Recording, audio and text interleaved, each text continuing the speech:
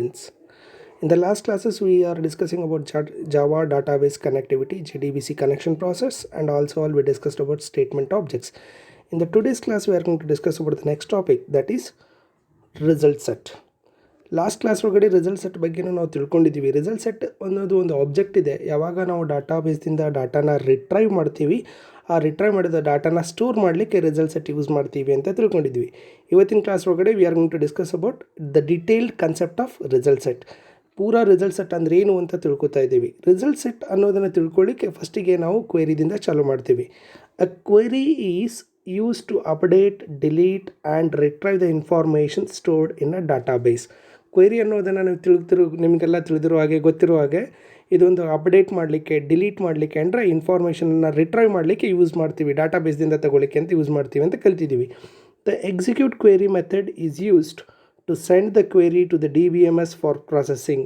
Last class ಒಳಗಡೆ ನಾವು ತಿಳ್ಕೊಂಡಿರೋ ಹಾಗೆ ಸ್ಟೇಟ್ಮೆಂಟ್ ಆಬ್ಜೆಕ್ಟ್ ಒಳಗಡೆ ಕಲ್ತಿರೋ ಹಾಗೆ execute query is a method. ಈ ಮೆಥಡ್ ಏನು ಮಾಡುತ್ತೆ ಅಂತ ಹೇಳಿದ್ರೆ ಕ್ವೆರಿನ DBMSಗೆ ಪ್ರೊಸೆಸ್ ಮಾಡಲಿಕ್ಕೆ ಕಳಿಸ್ಲಿಕ್ಕೆ ಯೂಸ್ ಮಾಡ್ತದೆ ಅಂತ ಹೇಳ್ತೀವಿ. And returns result set object that contains data requested by the query. ಮತ್ತೇನು ಮಾಡುತ್ತೆ ಅಂತ ಹೇಳ್ತಾನೆ, ಡಾಟಾನ ರಿಟ್ರೈವ್ ಮಾಡುತ್ತೆ. ಯಾವುದು ಕ್ವೆರಿ ಏನು ಡಾಟಾ ಬೇಕಾಗಿದೆ ಅಂತ ಕೇಳಿತದ ರಿಟ್ರೈವ್ ಮಾಡುತ್ತೆ. ಅಂದರೆ ಎಕ್ಸಿಕ್ಯೂಟ್ ಕ್ವೆರಿ ಮೆಥಡ್ ಏನು ಮಾಡ್ತಾ ಇದೆ, ನಮ್ಮ ಕ್ವೆರಿನ ಸೆಂಡ್ ಮಾಡುತ್ತೆ DBMSಗೆ ಮತ್ತು ಅಲ್ಲಿಂದ ಡಾಟಾನ ರಿಟ್ರೈವ್ ಮಾಡ್ಕೊಳ್ಳುತ್ತೆ. ಆ ಕ್ವೆರಿ ಪ್ರಕಾರ ಏನು ಬೇಕಾಗಿದೆ ಆ ಡಾಟಾನ ರಿಟ್ರೈವ್ ಮಾಡ್ಕೊಳ್ಳುತ್ತೆ ಅಂತ ಕಲ್ತಿದ್ದೀವಿ. The result set object contains the methods that are used to copy a data to a Java collection of objects or a variables for further processing. Result set object ಕೆಲವೊಂದು ಮೆಥಡ್ಸನ್ನು contain ಮಾಡಿದೆ. ಅದ್ರ ಮೂಲಕ ನಾವು ಏನು ಮಾಡ್ತೀವಿ ಅಂತ ಹೇಳ್ತೀವಿ, ಡಾಟಾನ ಕಾಪಿ ಮಾಡ್ಕೋತೀವಿ ನಮ್ಮ ವೇರಿಯೇಬಲ್ಗೆ ಅಥವಾ ನಮ್ಮ ಆಬ್ಜೆಕ್ಟಿಗೆ ಅಂತ ಹೇಳ್ತೀವಿ. ನೀವು ಕಲ್ತಿರೋ ಪ್ರಕಾರ ಫಂಕ್ಷನ್ಸ್ ಕಲ್ತಿದ್ರಿ. Int a is equal to get function ಅಂತ ಕರಿತೀವಿ. ಅಂದರೆ ಫಂಕ್ಷನ್ ರಿಟ್ರೈವ್ ಮಾಡಿರುವಂಥ ಒಳ್ಳೆ ಫಂಕ್ಷನ್ ರಿಟರ್ನ್ ಮಾಡಿರೋ ವ್ಯಾಲ್ಯೂನ ನಿಮ್ಮ ವೇರಿಯೇಬಲ್ದಾಗ ಸ್ಟೋರ್ ಮಾಡ್ತೀರಿ. ಹಂಗೆ ನಿಮ್ಮ ರಿಸಲ್ಟ್ ಸೆಟ್ದಾಗ ಸ್ಟೋರ್ ಆಗಿರೋ ವ್ಯಾಲ್ಯೂನ ವೇರಿಯೇಬಲ್ಗೆ ಸ್ಟೋರ್ ಮಾಡಲಿಕ್ಕೆ ಕೆಲವೊಂದು ಮೆಥಡ್ಸ್ಗಳನ್ನು ಯೂಸ್ ಮಾಡುತ್ತೆ ರಿಸಲ್ಟ್ ಸೆಟ್ ಆಬ್ಜೆಕ್ಟ್ ಅಂತ ಹೇಳ್ತೀವಿ. A data in a result set object is logically organized into a virtual table consisting of rows and columns. Result set object ಒಳಗಡೆ ಸ್ಟೋರ್ ಆಗಿರುವಂಥ ಡಾಟಾ ಒಂದು virtual ಟೇಬಲ್ದಾಗಿದೆ. ವರ್ಚುವಲ್ ಟೇಬಲ್ ಅಂದರೆ feel ಮಾಡ್ಕೋತೀವಿ, table ಇದೆ ಅಂತ ತಿಳ್ಕೊತೀವಿ ರೋಸ್ ಆ್ಯಂಡ್ ಕಾಲಮ್ಸ್ ಒಳಗಡೆ. In addition to the data, the result set object also contains the meta data such as column names, column size and column data type. Result set ಒಳಗಡೆ not only ನಮ್ಮದು rows and columns ಇದೆ, ಅದ್ರ ಜೊತೆ meta data ಅಂದರೆ it is a information about the data ಏನಿದೆ ಅಂತ ಹೇಳ್ಕೊಡುವಂಥ ಡಾಟಾಗೆ meta data ಅಂತ ಕರಿತೀವಿ. ಅದರ ಅರ್ಥ ಎಕ್ಸಾಂಪಲ್ ಕಾಲಮ್ ನೇಮ್ ಆಗಿರ್ಬೋದು, ಕಾಲಮ್ ಸೈಜ್ ಆಗಿರ್ಬೋದು, ಕಾಲಮ್ ಡಾಟಾ ಟೈಪ್ ಆಗಿರ್ಬೋದು. ಆ ರೀತಿ ರಿಸಲ್ಟ್ ಸೆಟ್ ಡಾಟಾನ ಸ್ಟೋರ್ ಮಾಡಿರುತ್ತೆ ಅಂತ ಹೇಳ್ತೀವಿ.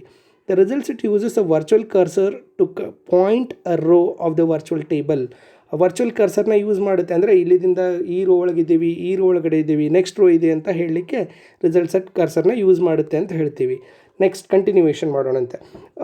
J2ME application must move to the virtual cursor to each row, then the other methods of the result set object to interact with the data stored in a columns of that rho.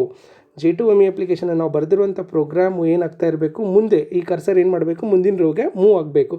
So that ನಾವು ಮುಂದಿನ ವ್ಯಾಲ್ಯೂನ, ಮುಂದಿನ ರೋವನ್ನು ನಾವು directly interact ಮಾಡುತ್ತೆ. Assume that ನಾವು 5 ರೋದು ಒಂದು ಟೇಬಲ್ ಇದೆ ಅಂದರೆ ಫಸ್ಟ್ ರೋ ಇದೆ, ಫಸ್ಟ್ ರೋ ಟು ಸೆಕೆಂಡ್ ರೋದಿಂದ ಥರ್ಡ್ ರೋ, ಥರ್ಡ್ರಿಂದ ಫೋರ್ತ್ ರೋ, ಹಿಂಗೆ ಹೋದರೆ ನಮಗೆ ಮುಂದಿನ ಡಾಟಾ ಸಿಗುತ್ತೆ ಅಂತ ಹೇಳಿಕತ್ತೀವಿ. The virtual cursor is positioned above the first row of the data when the result set is return by the execute query method. ಯಾವಾಗ ಎಕ್ಸಿಕ್ಯೂಟ್ ಕ್ವೆರಿ ಮೆಥಡ್ ಇದನ್ನು ರಿಟರ್ನ್ ಮಾಡುತ್ತೆ ಆವಾಗ ಫಸ್ಟ್ ರೋಗೆ ಪಾಯಿಂಟ್ ಮಾಡುತ್ತೆ ನಮ್ಮ ಕರ್ಸರ್ ಅಂತ ಹೇಳ್ತಾರೆ. This means that the virtual cursor must be move to the first row using the next method. ಇದರ ಅರ್ಥ ಏನಪ್ಪ ಅಂದರೆ ಆ ಫಸ್ಟ್ ರೋಗೆ ಅದು ಪಾಯಿಂಟ್ ಮಾಡೋದು ನಂತರ ಮುಂದೆ ಹೋಗಬೇಕು ಅಂದಾಗ ನಾವು ಏನು ಯೂಸ್ ಮಾಡ್ಬೇಕಂತ ಹೇಳ್ತಾರೆ ಅವರು, ನೆಕ್ಸ್ಟ್ ಮೆಥಡನ್ನು ಯೂಸ್ ಮಾಡಬೇಕು ಅಂತ ಹೇಳಿರ್ತಾರೆ. The next method returns a boolean value true if the row contains data, otherwise boolean false if it is return. ಅಂದರೆ ಮುಂದೆ ವ್ಯಾಲ್ಯೂ ಇತ್ತು ಅಂದರೆ ಟ್ರೂ ಬರುತ್ತೆ, ಇರಲಿಲ್ಲ ಅಂದರೆ ಫಾಲ್ಸ್ ಬರುತ್ತೆ. ಅಂದರೆ ಮುಂದೆ ರೋ ಇತ್ತು ಅಂದರೆ ಟ್ರೂ ಇರುತ್ತೆ, ಇಲ್ಲಾಂದರೆ ಫಾಲ್ಸ್ ಇರುತ್ತೆ ಅಂತ ಹೇಳಿರ್ತಾರೆ. Once the virtual cursor points to a row, the get triplex method is used to copy the data from the row collection objects or variable. ಯಾವಾಗ ನನ್ನ ಕರ್ಸರು ರೋಗೆ ಪಾಯಿಂಟ್ ಮಾಡುತ್ತೆ ಆವಾಗ ಗೆಟ್ ತ್ರಿಬಲ್ ಮೆಥಡ್ ಆ್ಯಕ್ಟಿವೇಟ್ ಆಗುತ್ತೆ. ಅದು ಏನು ಮಾಡುತ್ತೆ, ನಿಮ್ಮ ಡಾಟಾನ ಕಾಪಿ ಮಾಡ್ಕೊಳ್ಳುತ್ತೆ. ಕಾಪಿ ಮಾಡ್ಕೊಂಡು ಏನು ಮಾಡುತ್ತೆ ಅಂತ ಹೇಳ್ತಾರೆ, ನೀವು ವೇರಿಯೇಬಲ್ ಅಥವಾ ಆಬ್ಜೆಕ್ಟ್ಗೆ ಹಾಕುತ್ತೆ ಅಂತ ಹೇಳಿಕತ್ತಾರೆ. ನೆಕ್ಸ್ಟ್ ರಿಸಲ್ಟ್ ಸೆಟ್ ಅಂದ ತಕ್ಷಣ ನಾವು there are the 4 operations which works on result set. One is reading the result set, updating the result set, deleting the result set, inserting the result set. 4 ಕೆಲಸಗಳನ್ನು ಮಾಡ್ತೀವಿ ನಾವು result set ಮೇಲೆ. ಡಾಟಾನ read ಮಾಡೋದು, ಡಾಟಾನ insert ಮಾಡೋದು ಅಥವಾ delete ಮಾಡೋದು, update ಮಾಡೋದು. ನೀವು ಹೆಂಗೆ DBMS ಮೇಲೆ ಎಲ್ಲ ಕೆಲಸ ಮಾಡ್ತೀವಿ, ಅವು 4 ವರ್ಕ್ಗಳನ್ನು ಮಾಡ್ಲಿಕ್ಕೆ ಈಗ ನಾವು ಕಲಿತಾ ಇರೋದು ರೀಡಿಂಗ್ ದ ರಿಸಲ್ಟ್ ಸೆಟ್. ಇಲ್ಲೊಂದು ಎಕ್ಸಾಂಪಲ್ ಕೊಟ್ಟಿದ್ದಾರೆ ಅವರು, ಕ್ವೇರಿ ಅಂತ ಹೇಳಿ. ಸ್ಟ್ರಿಂಗ್ ಕ್ವೇರಿ ಅಂದರೆ ಒಂದು ವೇರಿಯೇಬಲ್ ಡಿಕ್ಲೇರ್ ಮಾಡಿದ್ದಾರೆ ಕ್ವೇರಿ ಅಂತ ಹೇಳಿ.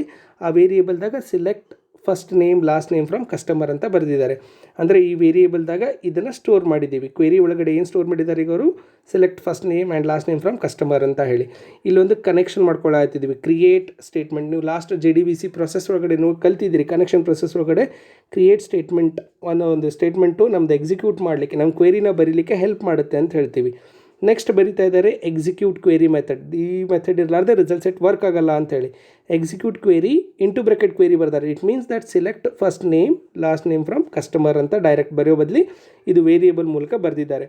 ಇವಾಗ ಡಾಟಾ ಬಂದು ಎಲ್ಲಿ ಸ್ಟೋರ್ ಆಗುತ್ತೆ, ನಿಮ್ಮದು ರಿಸಲ್ಟ್ಸ್ ಅನ್ನೋ ವೇರಿಯೇಬಲ್ದಾಗ ಸ್ಟೋರ್ ಆಗುತ್ತೆ. ಇದು ಎಕ್ಸಿಕ್ಯೂಟ್ ಆಯಿತು, ವ್ಯಾಲ್ಯೂ ಬಂದು ಇದ್ರಾಗ ಸ್ಟೋರ್ ಆಗಿದೆ. ಈಗ ನೆಕ್ಸ್ಟ್ ವ್ಯಾಲ್ಯೂ ಹೋಗಬೇಕು ಅಂದರೆ ಏನು ಮಾಡ್ಲಿಕ್ಕೆ ಅವರು, ರಿಸಲ್ಟ್ಸ್ ಡಾಟ್ ನೆಕ್ಸ್ಟ್ ಮೆಥಡನ್ನು ಯೂಸ್ ಮಾಡ್ಲಿಕ್ಕೆ.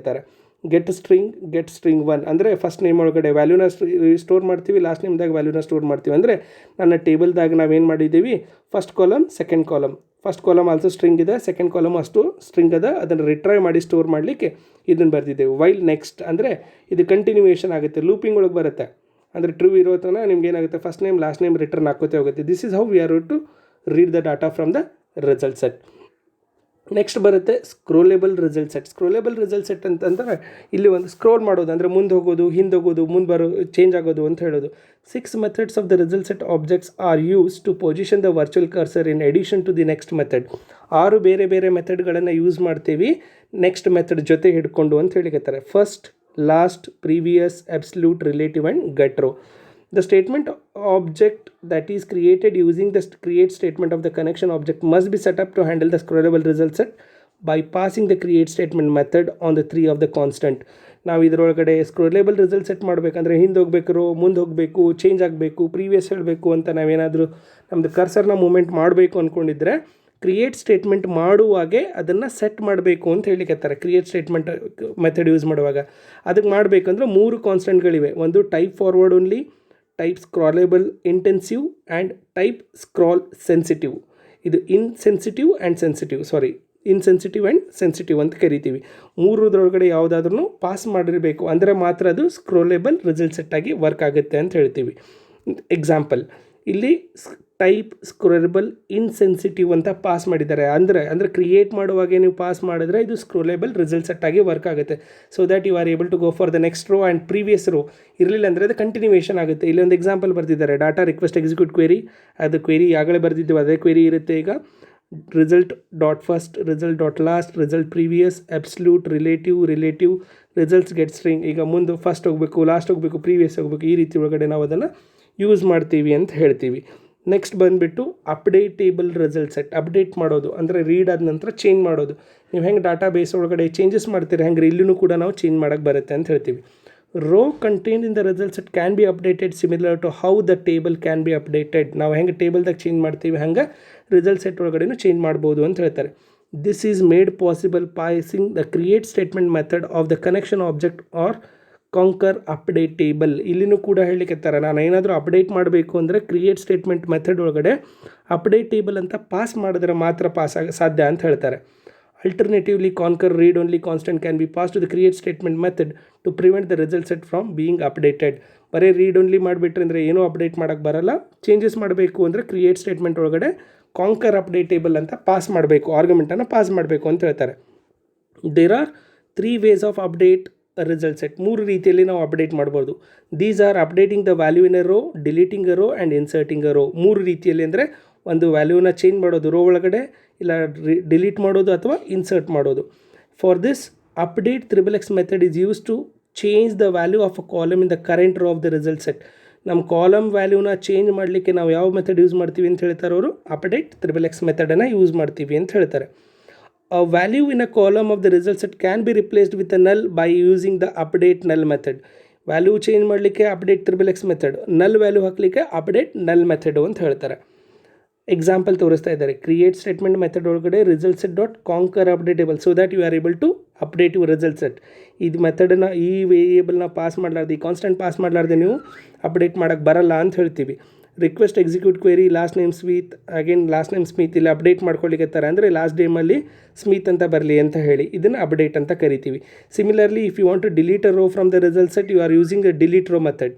ಅಪ್ಡೇಟ್ ಇದ್ದರೆ update triple x method use ಮಾಡ್ತಾರೆ. ಡಾಟಾನ ತಗೊಳ್ಳಿಕ್ಕೆ ಗೆಟ್ ತ್ರಿಬಲ್ ಎಕ್ಸ್ ಮೆಥಡ್ ಮಾಡ್ತಾರೆ.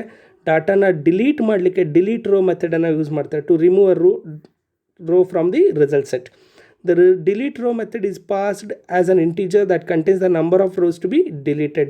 delete row method ಒಳಗಡೆ ಇಂಟೀಜರ್ನ ಪಾಸ್ ಮಾಡ್ತೀವಿ ಅಂದರೆ ಎಷ್ಟು ರೋ ಡಿಲೀಟ್ ಆಗಬೇಕು ಅಂತ ಹೇಳುತ್ತೆ. delete row method is then passed a zero integer indicating that the current row must be deleted. 0 ಅಂತ ಪಾಸ್ ಮಾಡಿದ್ರೆ ಯಾವ ರೋ ಇದೆ ಆ ರೋ ಮಾತ್ರ ಡಿಲೀಟ್ ಆಗಬೇಕು ಅಂತ ಹೇಳ್ತಾರೆ. ಇಲ್ಲಿ 0 ಅಂತ ಪಾಸ್ ಮಾಡಿ ಎಕ್ಸಾಂಪಲ್ ತೋರಿಸಿದ್ದೀವಿ ಅಂದರೆ ಫಸ್ಟ್ ರೋ ಯಾವ ರೋನ ಅದು ಪಾಯಿಂಟ್ ಮಾಡ್ತಾ ಇದೆ ಆ ರೋ ಡಿಲೀಟ್ ಆಗಿಬಿಡುತ್ತೆ. ಅದಕ್ಕೆ ಡಿಲೀಟಿಂಗ್ ಅ ರೋ ಇನ್ ರಿಸಲ್ಟ್ ಸೆಟ್ ಅಂತ ಕರಿತೀವಿ. ನೆಕ್ಸ್ಟ್ ಬಂದರೆ ಲಾಸ್ಟ್ ಒಂದು ಇನ್ಸರ್ಟ್. ನಾವು ಅಪ್ಡೇಟ್ ಕಲ್ತಿದ್ದೀವಿ, ರೀಡ್ ಕಲ್ತಿದ್ದೀವಿ, ಡಿಲೀಟ್ ಕಲ್ತಿದ್ದೀವಿ. ಈಗ inserting a row in a result set, 4ನೇ operation.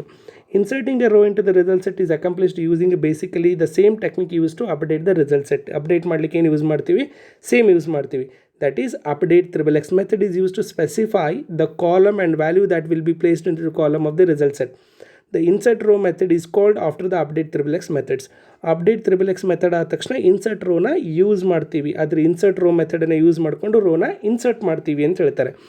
The update row method is called after update triple x methods are called. Update triple x method ಆಗನ update row ಮೆಥಡನ್ನು ಕಾಲ್ ಮಾಡ್ತೀವಿ.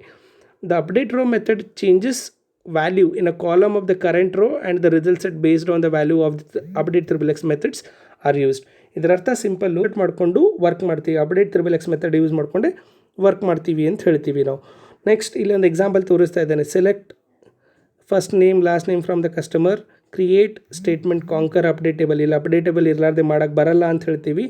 Next result set data queries, updating string ಒಳಗಡೆ update ಮಾಡ್ತಾ ಇದ್ದೀವಿ. Update string result insert row ಅಂದರೆ ಏನು ಮಾಡುತ್ತೆ, ಒಂದು row insert ಆಗುತ್ತೆ ಅಂತ ಹೇಳ್ತೀವಿ. Thank you. Remaining things will discuss in the next class.